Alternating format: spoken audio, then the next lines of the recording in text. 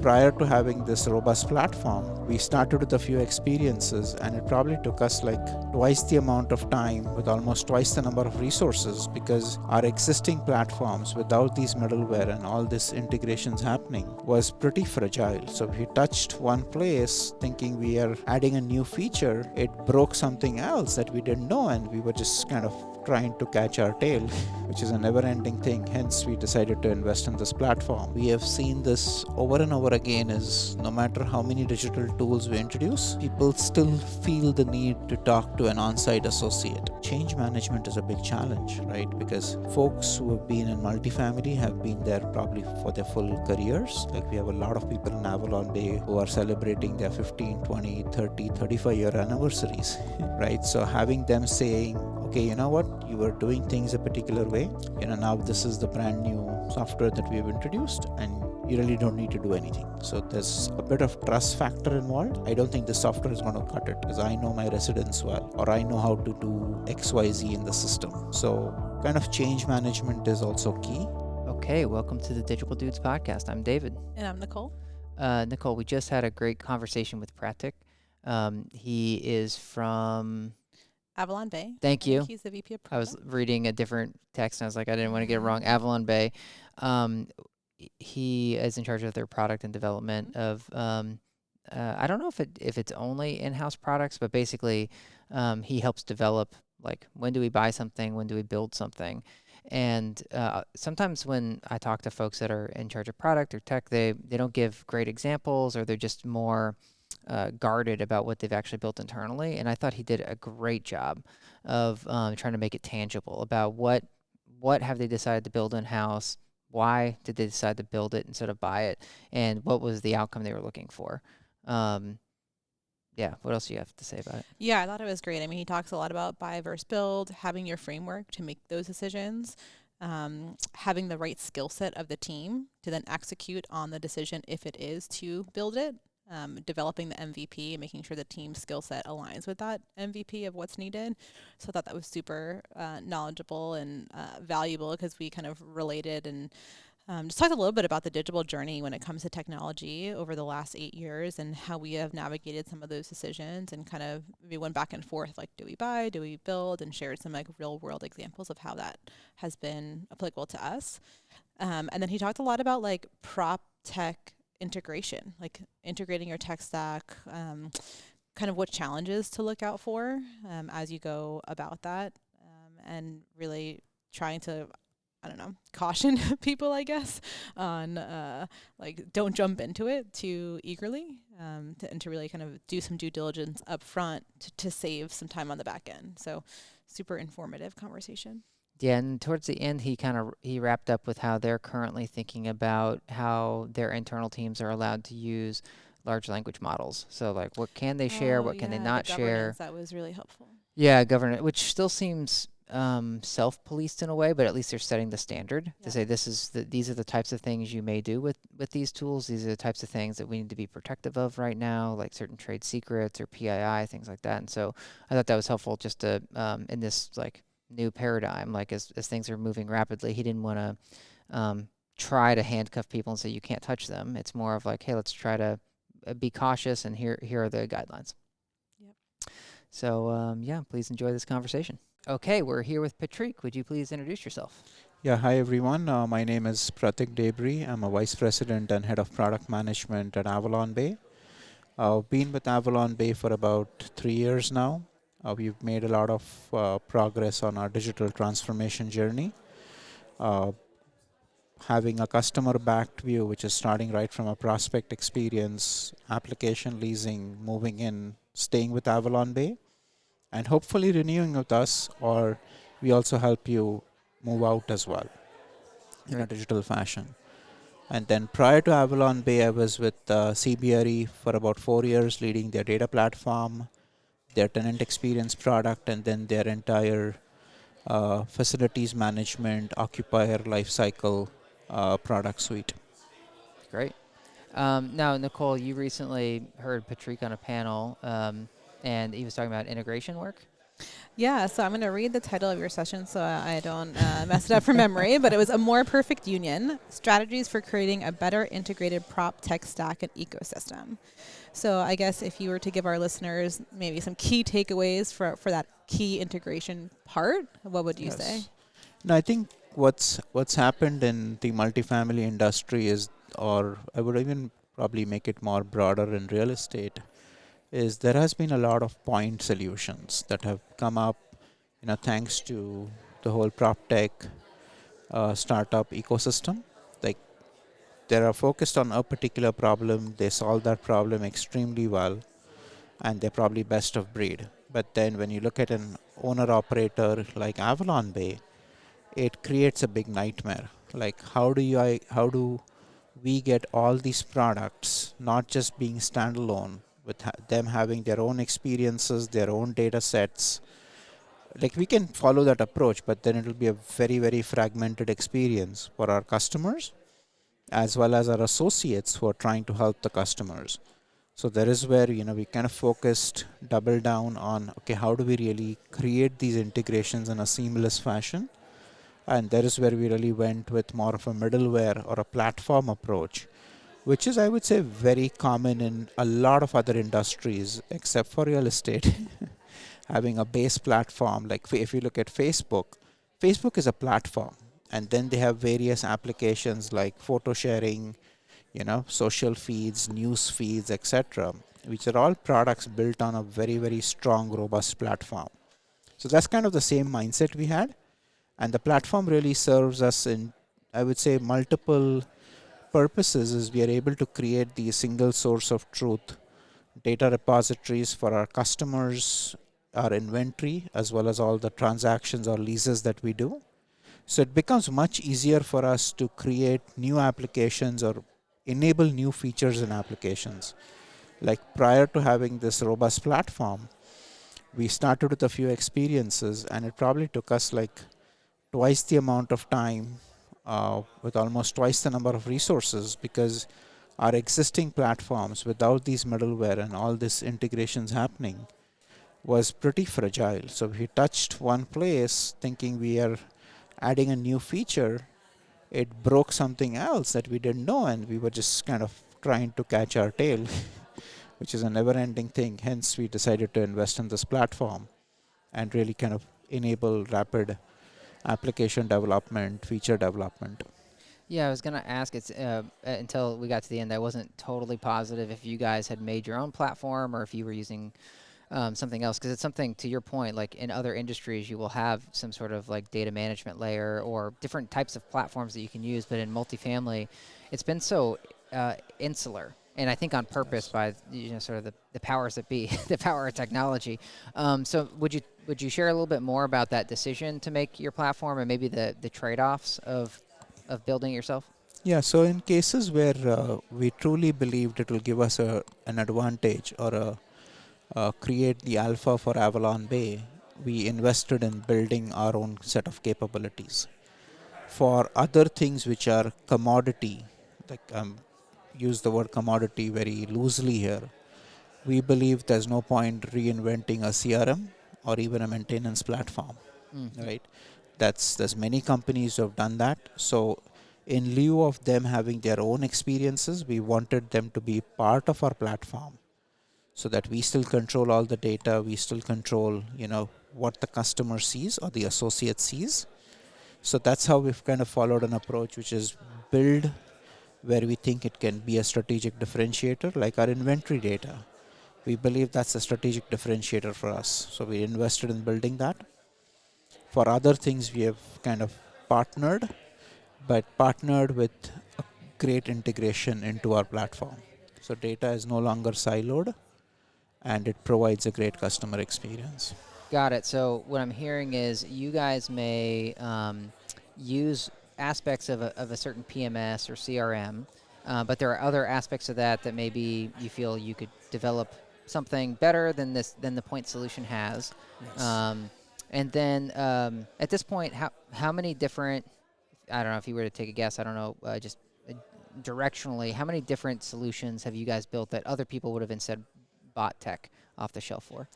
Yeah, so I'll probably start more from a customer experience perspective and then get into the platform.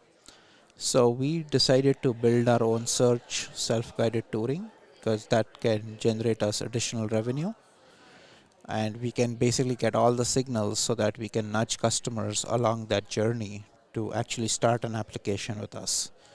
We invested in building the application leasing product as well because, yes, that's a key step in the funnel before someone signs a lease and starts paying us. But also, we saw a lot of, I would say, solutions that were not meeting our need when it came to fraud or accumulating bad debt. So that's something we invested in, and hence that kind of led to also the birth of the customer data platform. So now we can identify whether this is the same customer who was rejected in a particular community and now is reapplying for another community. So those are the kind of the areas we decided to invest. Even in renewals, we built our own product because we believe there is some alpha to be made when it comes to renewal offers, how quickly the customer accepts the renewal.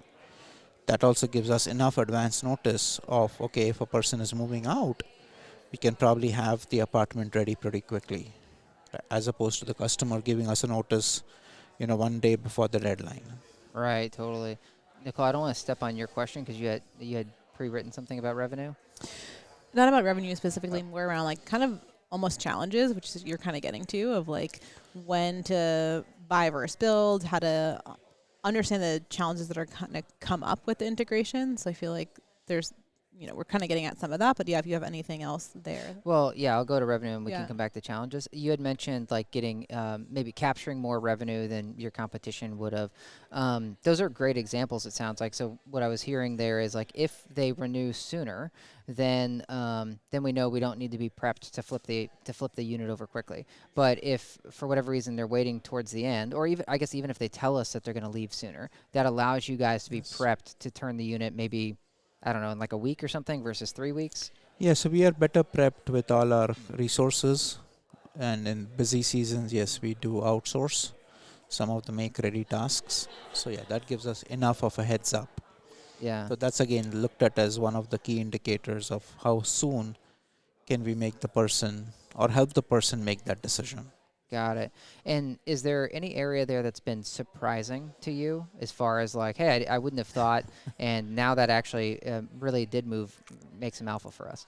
Yes, I believe one of our emphasis and which we have run into challenges is like our whole goal is to make everything customer self-serve on their mobile devices 24/7. So we believe that the more self-serve, the more transparency we give you, the better it is for you as a resident to make that decision. However, we have seen this over and over again is no matter how many digital tools we introduce, people still feel the need to talk to an on-site associate.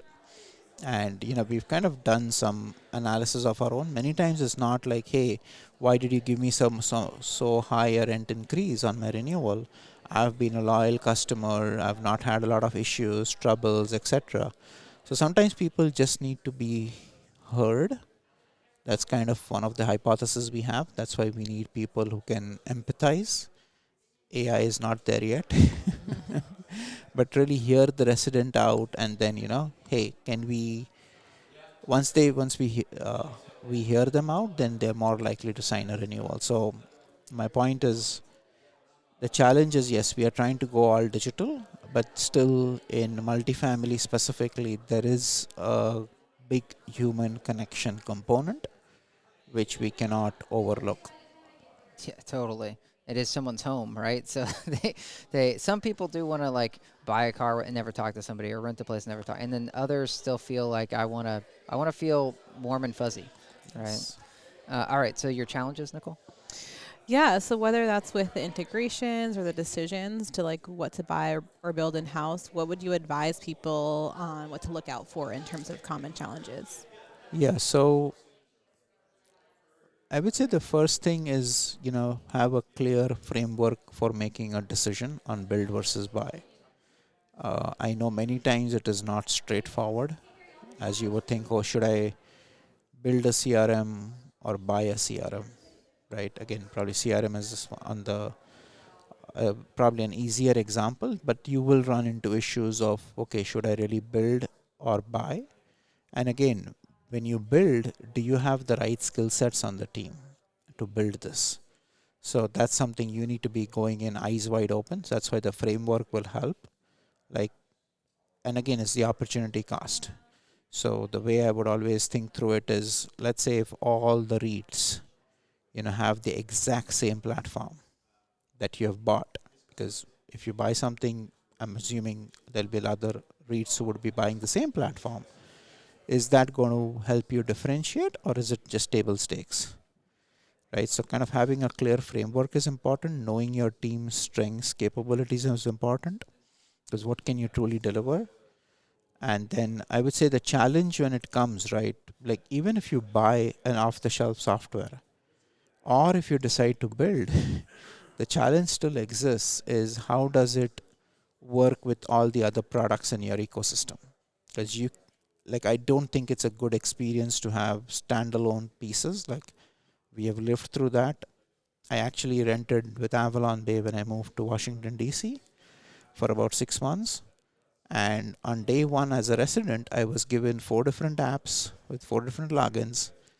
And I was like, this seems to early 2000s or 2010 to me, Mm-hmm.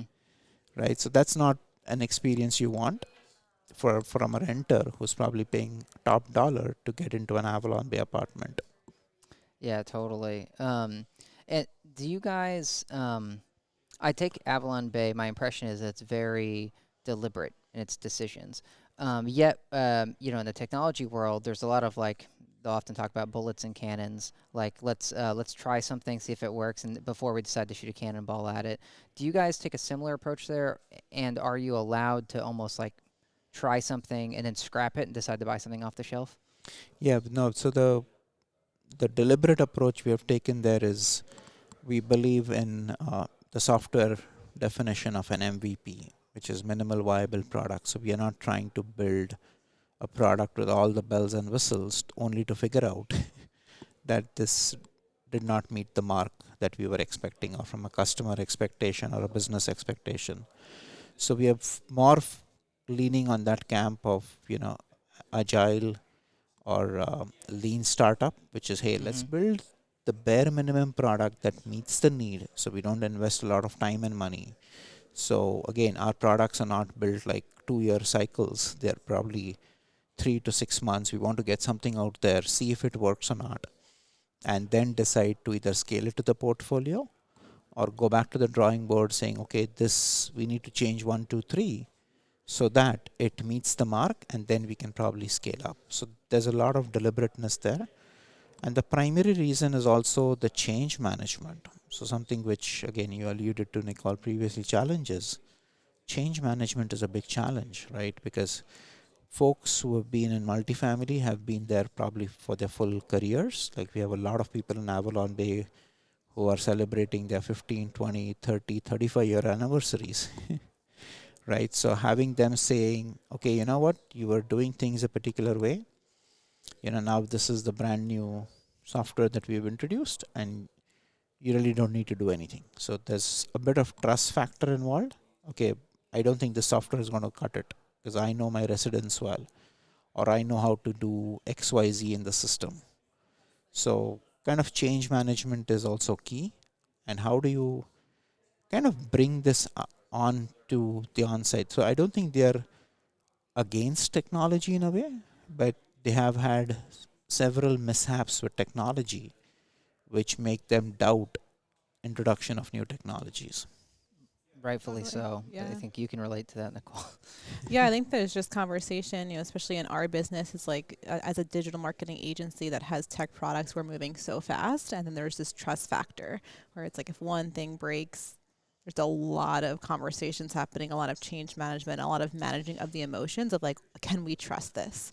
And how do we overcome that lack of trust? And it feels like there's a shorter leash with technology versus as humans, we're more accepting of, okay, we're going to make mistakes, how do we move forward? And so I think from my perspective of how I've helped the team navigate this is it's just you have to allow a space for like to your point on like that emotion or that empathy to happen, so then we can all get to a place of moving forward. Yep. Yeah. Anything else you wanted to get to before we let him go? We always like to ask, is there anything that we're not asking or anything you like to leave people with? Well, I would love to hear your experience with integrations Yeah. Well, maybe and you challenges. you can speak more on like the specifics, but I think for me, like I really resonated with what you were talking about on the buy versus build. So like there's some things, you know, Digible is 8 years old now, where that we decided to build early, and now we're looking at buying solutions. And so there's Yeah. a cost of doing that. And I think early on we didn't have the frameworks you were talking about of like, what does success look like? What's the MVP? What would be a home run?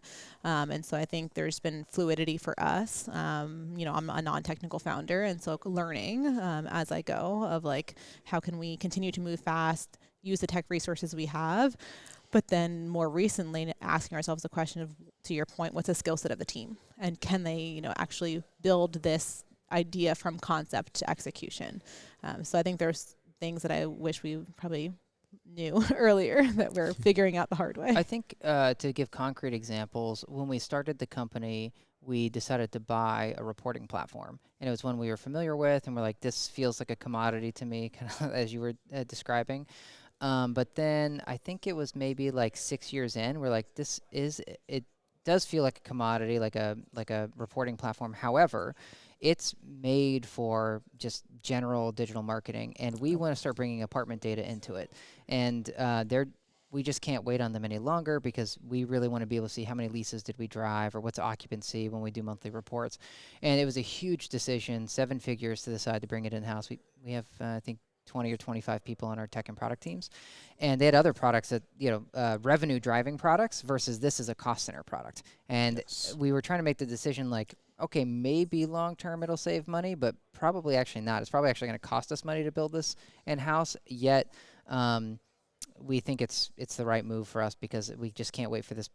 We provide a better experience to our clients. Exactly. And then to your integration question, that became very challenging, because, as you know, there's not like a trying to think of what the audience would know, but like a Zapier, or like a Snowflake or something.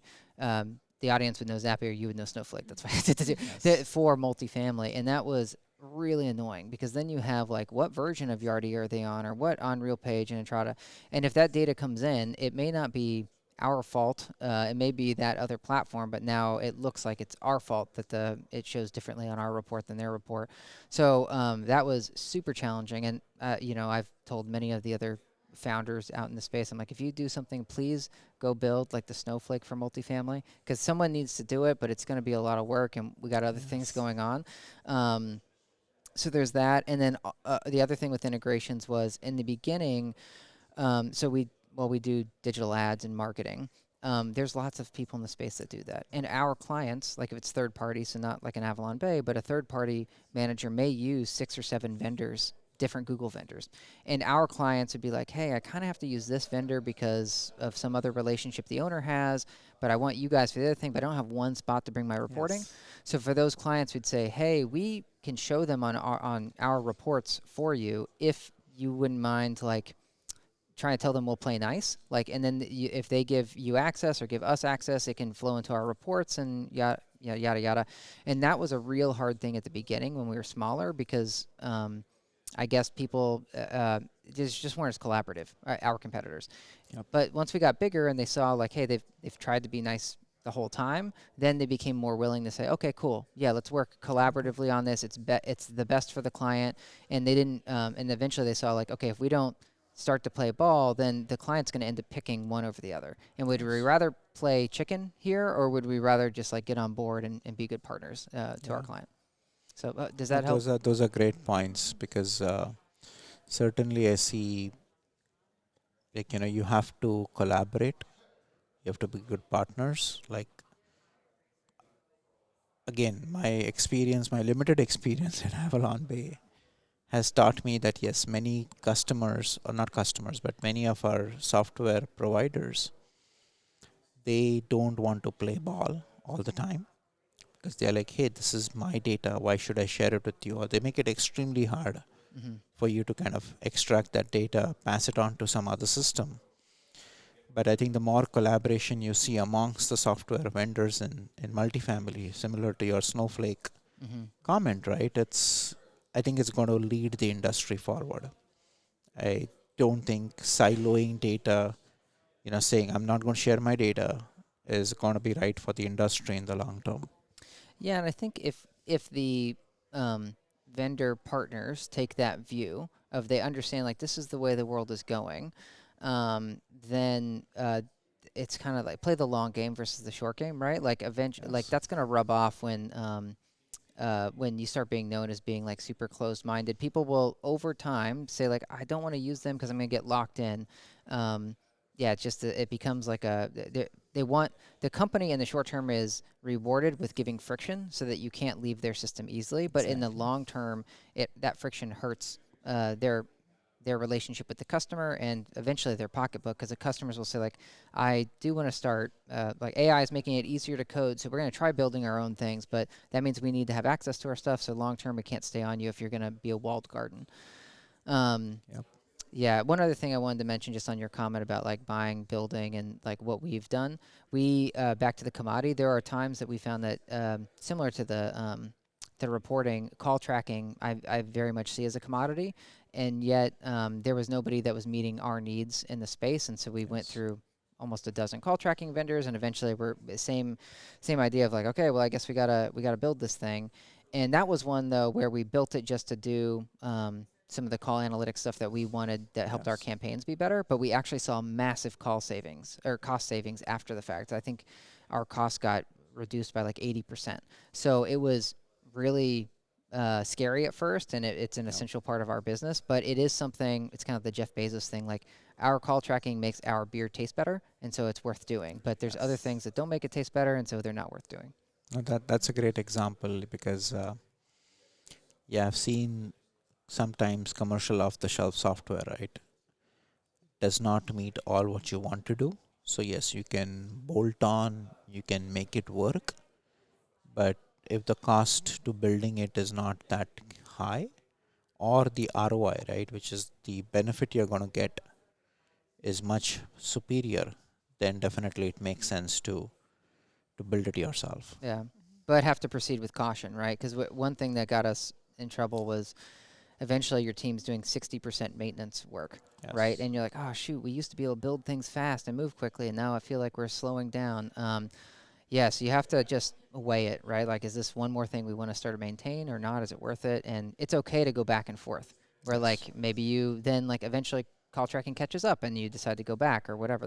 That's okay, but that's something I didn't allow in the beginning. I was like, once we make this call, it's going to be this call forever. Yeah. Versus the like, it's okay. Later things change and you can move back. That's cool. Yes. And I believe he made a comment about AI.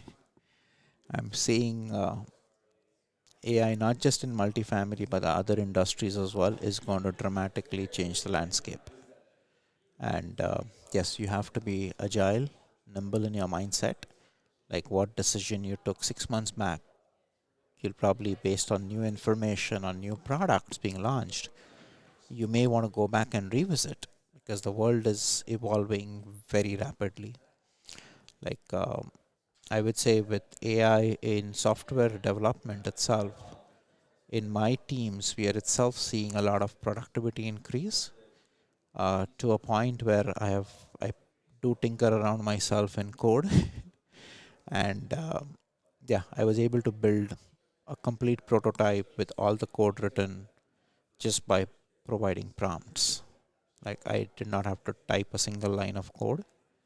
And the other example, which even shocked me, is my daughter. She participated in a science competition recently. Like she's an 11-year-old. She's not really learned coding in her entire life, and she was able to build an app which detects your facial emotions and recommends jokes to you to Wow. lighten up your mood Wow, that's awesome. without writing a single line of code. Like I had to help her a little bit initially to get set up, but that's the world we're living in right now. So think of it as you don't no longer need to be a software developer to develop, build apps. But I'm just kind of quoting that as an example. it's become very easy to create stuff now, including content as well, which I believe I heard a lot yesterday, but it's same in software development. So, oh, software is difficult, technology is difficult, I think is going to go away very soon. Well, maybe we Yeah. end on this.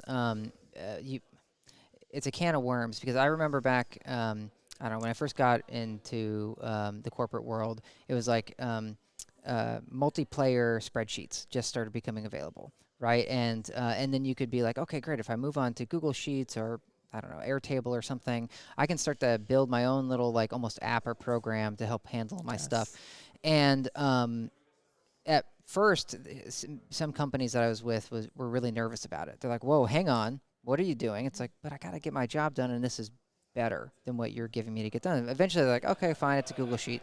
Next thing we know, Nicole's team is like, "Okay, we have too many Google Sheets. We need to pull back. Like this is," and that was almost like an indicator of like, "Well, maybe we should build or buy something to handle this problem." But to your point on how accessible coding is becoming, it's going to be the same sort of challenge, right, with companies where someone like yourself is going to have to say, hey, here's what we allow at the company, here's the risk we're willing to take. So how are you thinking about that right now? Yeah, so definitely with the whole advent of ChatGPT and other LLM models, right? Uh, we are definitely taking a very conservative approach for the right reasons. Is we don't want people uploading company confidential data on some LLM website. So we've put in strict guardrails around okay what you can actually do using these tools. Mm-hmm. Like you can do it for your personal lives, but from a business standpoint, right, which I think many of us leverage it even for business, what are you allowed to do and what are you not allowed to do? So any customer specific or customer confidential data cannot leave our firewall, nor any company proprietary information, right, including our policies and procedures, etc. So you have to kind of play within the walled garden. Now, when it comes to rapidly iterating on new stuff like new features, capabilities, yes, these features, capabilities, you can use third party tools to quickly prototype, show off the concept, like, hey, this is how it could look like. But then when it comes to actually putting into production, launching it at one pilot community, yes, we want it in our walled garden because we don't want data leaving out, etc. So that's kind of a fine balance you have to play, but it's really proven to be much more of enhancing creativity of people. Like I do hear a lot of podcasts where AI is going to completely kill creativity. I believe it's the other way around. It will actually enhance creativity of individuals. Yeah, your daughter will have better jokes. Yeah. Well, thank you. This is great. If people wanted to get in touch with you and just maybe have a virtual coffee or something, what's the best way? Yeah, so feel free to connect with me on LinkedIn. I think that's probably the best platform today. Yeah, Yeah. totally. Yeah, that's where you'd get me. So Yes. great. Well, thank you. We appreciate your time. Thank you very much for having me on your podcast. Thank you so much.